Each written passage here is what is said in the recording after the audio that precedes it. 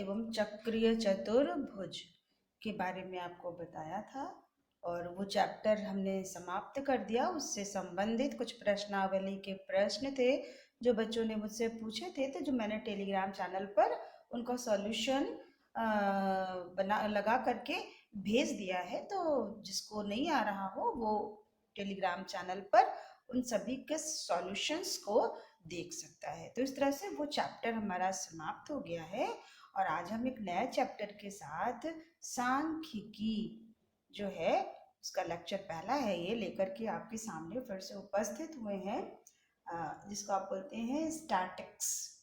ठीक है, तो स्टैटिक्स सांख्यिकी के बारे में अब हम आपको पढ़ाने जा रहे हैं।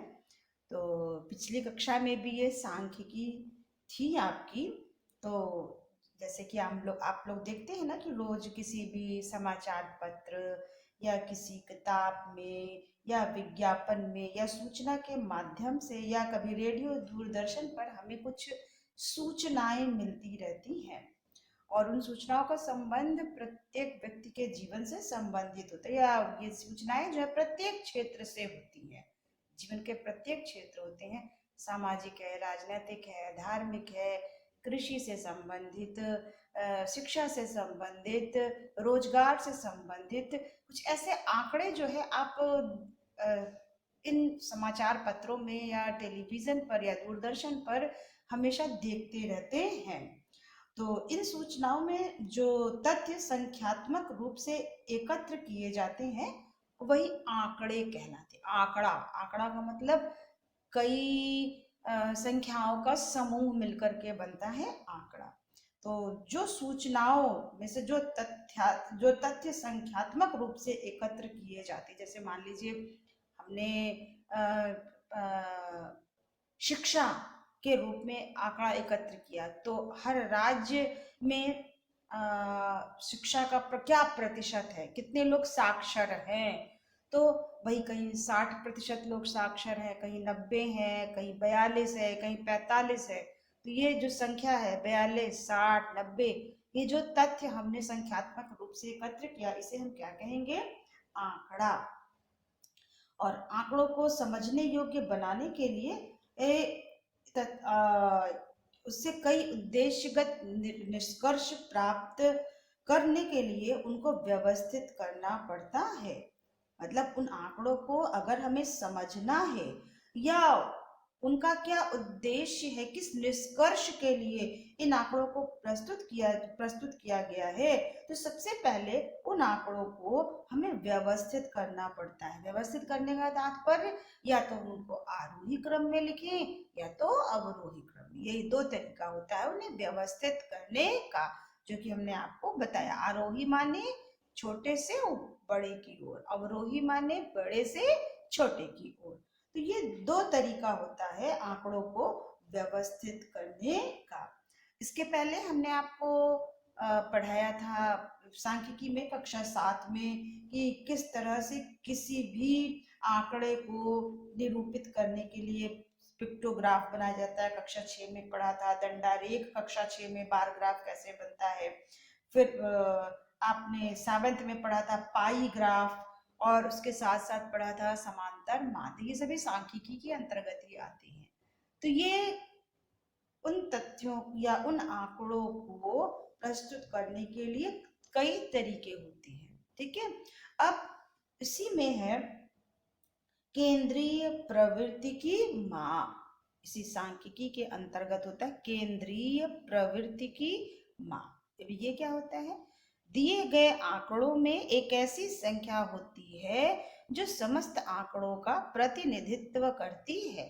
कोई भी आंकड़ा दिया रहता है, मान लीजिए जैसे आप लोगों ने समांतर माध्य निकालना सीखा था, तो समांतर माध्य के कई आंकड़े दिए रहते थे, हम लोग उसको व्यवस्थित करते थे, चाहे आरोही या अवरोही, फिर उसको हम लोग हल सॉल्व करके उत्तर निकालते थे। तो हम देखते थे कि वो जो उत्तर आता था, जो संख्या आती थी, तो वो जो हमारा आंकड़ा होता था उसी के आसपास ही रहती थी। और वो जो आंकड़ा होता था वो अमूमन आप देखिए तो उन सभी जो संख्या निकालते हैं अमूमन वो आंकड़ों के या तो बीचों बीच होती है या तो उसके आसपास होती है। तो दिए गए आंकड़ों में एक ऐसी संख्या होती है जो समस्त आंकड़ों का प्रतिनिधित्व करती है। मतलब हम जो आंकड़ा दिया हुआ है जब हम उसको सॉल्व करके कोई संख्या निकाल पाए, सॉल्व करने पर कोई संख्या निकलेगी तो वो एक ऐसी संख्या होती है जो पूरे आंकड़े का प्रतिनिधित्व करती है। और ये संख्या जो मान सर निकालते हैं वो प्रायः समूह के मध्य में होती है, उन आंकड़ों के बीचों बीच होती है या तो उसके आसपास होती है। और उसी संख्या के आसपास सारे आंकड़े होते हैं। जैसे समांतर माध्य आपने निकाला 40.2, तो आपका जो सारा आंकड़ा है वो 40.2 से या तो कुछ कम होगा या थोड़ा उससे ज्यादा होगा। 40 है बीचों बीच का है तो उससे कम जो है 35 तक जा सकता है, 35 के आसपास, और उससे ज्यादा 45 या 50 के आसपास। तो इस तरह से जो आंकड़े होते हैं संख्या के आसपास ही आंकड़े होते हैं। तो आंकड़ों की इस प्रवृत्ति को ही केंद्रीय प्रवृत्ति कहते हैं तथा वह संख्या जिसके आसपास सभी आंकड़े वितरित होते हैं उसे हम केंद्रीय प्रवृत्ति की माप कहते हैं, या वो आंकड़ा केंद्रीय प्रवृत्ति की माप कहलाती है। अब ये केंद्रीय प्रवृत्ति की माप 3 प्रकार की होती है। ये माप जो है केंद्रीय प्रवृत्ति की ये 3 प्रकार की होती है, जो कि कक्षा 7 में भी और 6 में भी हमने बताई थी आपको। पहली होती है समांतर माध्य, पहली होती है समांतर माध्य, दूसरी होती है आपकी माध्यिका, और तीसरी होती है आपकी बहुलक। ठीक है, केंद्रीय प्रवृत्ति की माप में ये 3 चीज होती है, समांतर माध्य, माध्यिका और बहुलक। जिसमें से समांतर माध्य हम आपको कक्षा 7 में पढ़ा चुके हैं। ठीक है, अब हम आपको माध्यिका और बहुलक जो कक्षा 8 में है वो आपको पढ़ाएंगे। ठीक है, तो चलिए अब हम उसी पर आगे बढ़ते हैं। माध्यिका थोड़ा ध्यान से देखिएगा, बहुत सरल है बेटा, कोई भी परेशानी नहीं होगी इसमें। माध्यिका याद करना, जब पहले माध्यिका का अर्थ समझ लीजिए। माध्यिका, माध्य माने बीच। यदि आप इसको देख लीजिए, यदि आंकड़ों को आरोही या अवरोही क्रम में व्यवस्थित किया जाए तो मध्य माने बीच में पढ़ने वाले पद का मान माध्यिका होता है।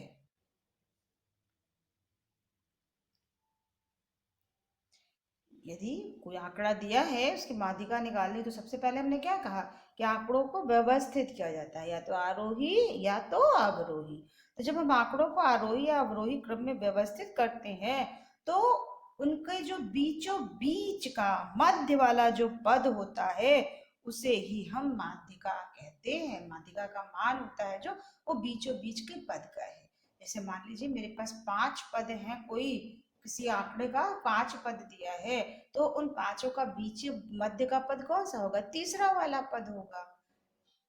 तो वही मान माध्यिका कहलाता है। तो जैसे मान लीजिए मेरे पास दिया हुआ है 48, 54, 42, 56, 51, ये आंकड़ा दिया हुआ है। ठीक है, ये कोई आंकड़ा दिया है। तो अब माध्यिका कैसे निकलेगी? सबसे पहले हम क्या करेंगे, इसे हम आरोही अवरोही क्रम में व्यवस्थित करेंगे। तो लिखेंगे आरोही क्रम में व्यवस्थित करने पर। तो आरोही क्रम में व्यवस्थित करिए, क्या हो जाएगा, 42 आएगा पहले, फिर आपका 48 आएगा, फिर आएगा 51, फिर आएगा 54, फिर होगा 56। हो गया ये। अब ये कुल 5 आंकड़े हैं, तो माध्यिका क्या हो जाएगी, बीचों बीच का पद, ये वाला पद। तो माध्यिका का मान क्या हो जाएगा, 51 हो जाएगा। ठीक है, तो ऐसे ही माध्यिका होती है। लेकिन मान लीजिए ये आंकड़ा विषम है तब तो आप बता देंगे, लेकिन मान लीजिए अगर आंकड़ा सम होगा तब आप क्या करोगे, है ना।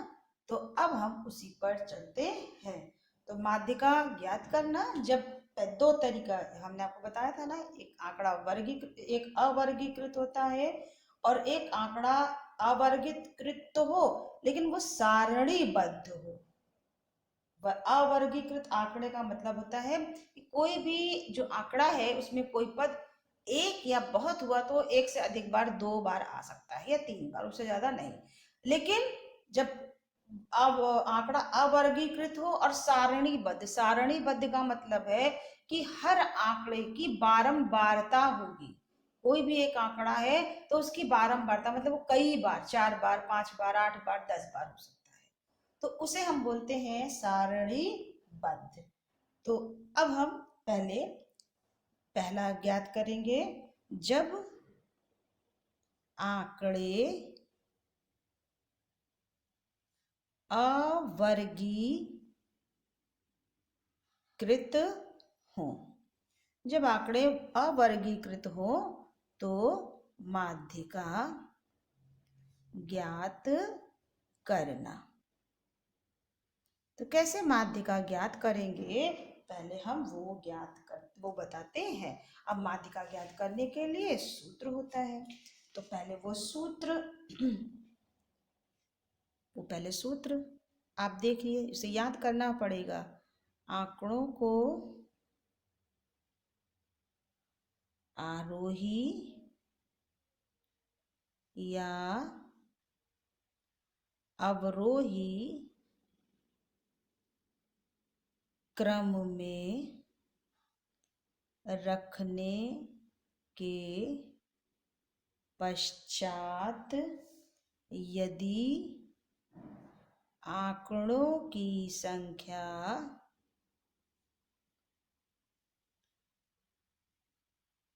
विषम हो, विषम यानी 3, 5, 7, 9, 11 हो, मतलब जब हम आंकड़ों को व्यवस्थित कर ले, जैसे हमने ये व्यवस्थित किया, और इनकी संख्या विषम हो, जैसे ये 1, 2, 3, 4, 5 विषम हो, 3 हो, 5 हो, 7 हो, तब माध्यिका ज्ञात करने का सूत्र क्या होता है, माध्यिका बराबर होता है n+1/2 वें पद का मान। तब ये होता है n+1/2 वें पद का मान, जब ये विषम हो तब। और यदि आंकड़ों की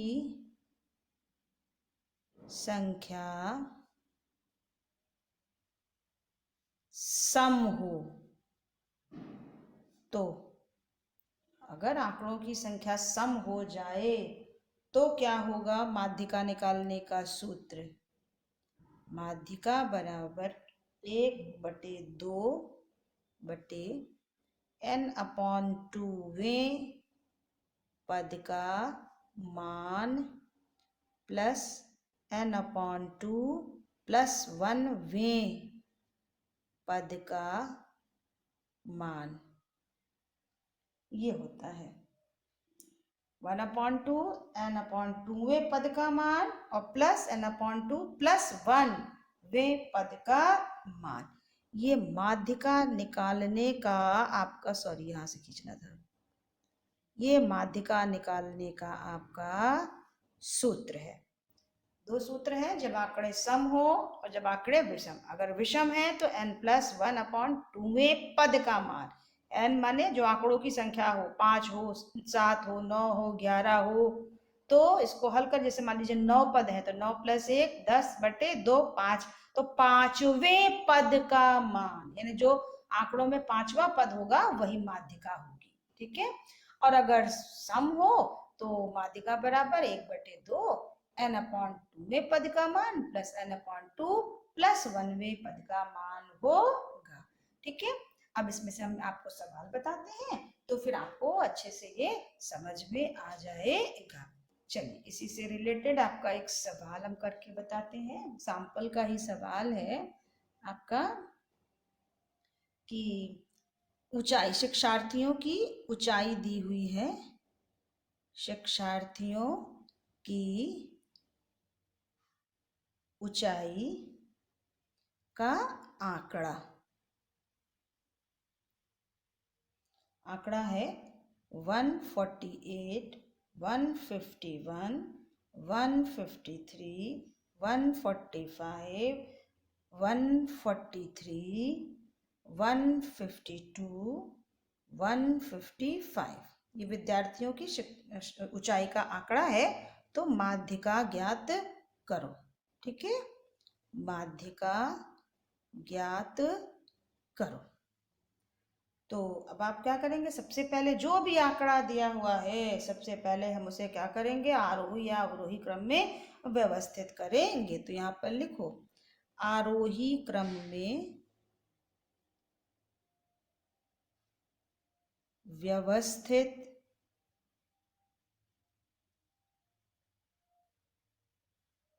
करने पर, आरोही क्रम में व्यवस्थित करने पर।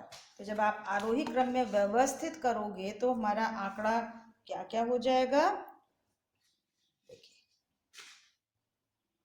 सबसे पहले आपका कौन सा आएगा, 143, 145, 148, 151, 152, 153, 155 आपने आरोही क्रम में व्यवस्थित कर लिया। ठीक है।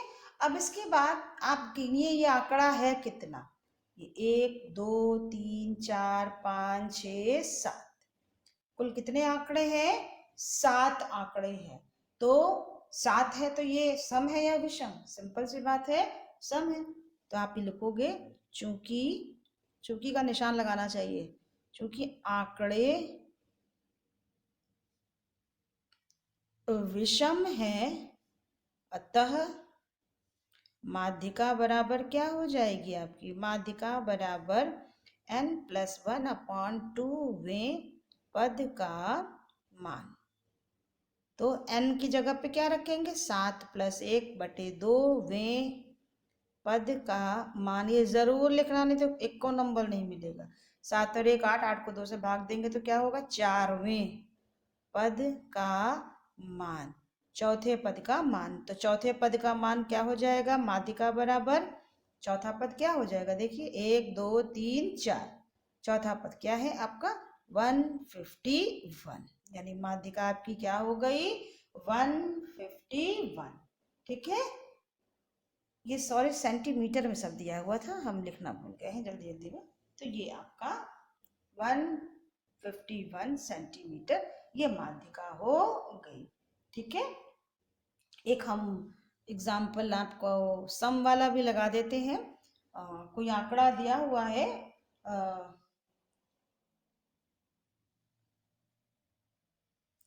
10 विद्यार्थियों द्वारा,